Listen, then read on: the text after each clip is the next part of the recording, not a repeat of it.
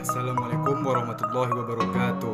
Perkenalkan, nama saya Muhammad Al-Fariji dengan NIM 1201061763, Universitas Islam Negeri Sultan Syarif Kasim Riau, Fakultas Tarbiyah dan Keguruan Pendidikan Ekonomi. Tujuan saya membuat video ini adalah untuk memenuhi ujian akhir semester Manajemen Pemasaran yang diampu oleh Bapak Hendra Riovita MM. Kepada teman-teman, silakan dilihat videonya sampai habis ya. Strategi pemasaran yang digerakkan oleh pelanggan.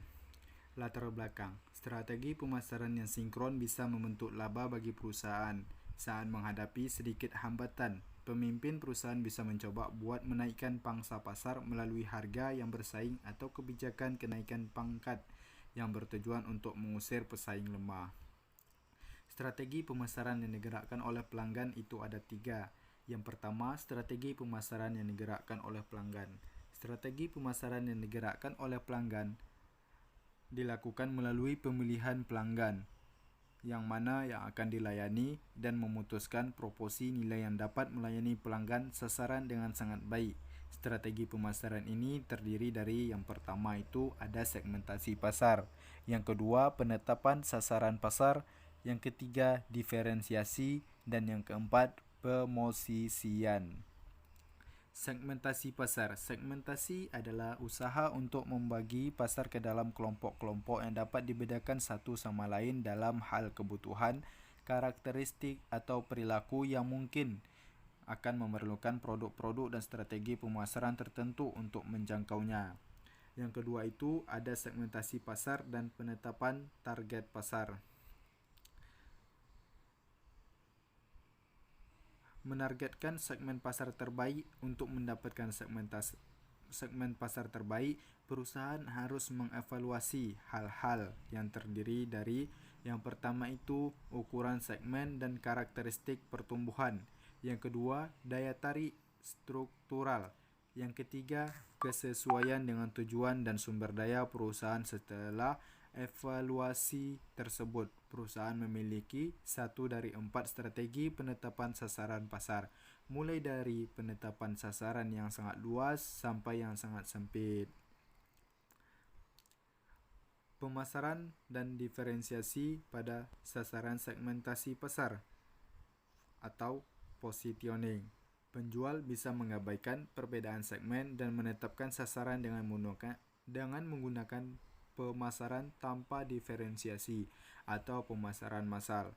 Yang dimaksud dengan pemasaran pasar ini, massal ini adalah pemasaran yang melibatkan produksi massal, distribusi massal, dan promosi massal tentang produk yang sama dalam cara yang sama untuk semua konsumen, atau penjual dapat menerapkan pemasaran terdiferensiasi, yaitu dengan mengembangkan penawaran pasar berbeda untuk beberapa segmen. Selanjutnya, pemasaran ceruk mikro pemasaran secara segmentasi. Pemasaran terkonsentrasi atau pemasaran ceruk adalah pemasaran yang memerlukan fokus pada satu atau beberapa segmen pasar saja. Segmen pasar mikro.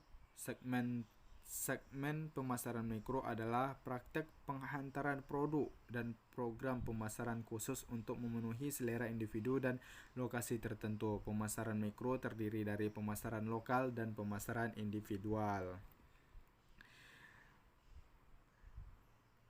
Penutup. Strategi pemasaran yang digerakkan oleh pelanggan sangat penting bagi perusahaan.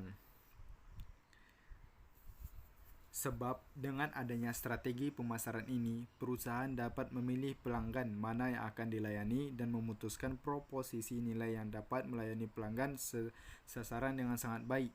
Ada 4 langkah utama dalam strategi pemasaran yang digerakkan oleh pelanggan, yaitu segmentasi, penetapan harga, diferensiasi, dan positioning yang sudah saya jelaskan sebelumnya.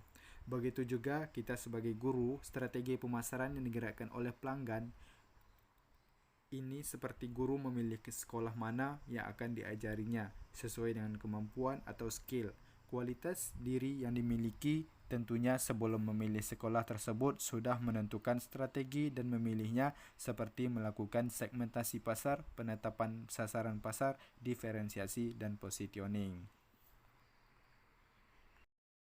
Baiklah, sekian terima kasih penjelasan video dari saya tadi.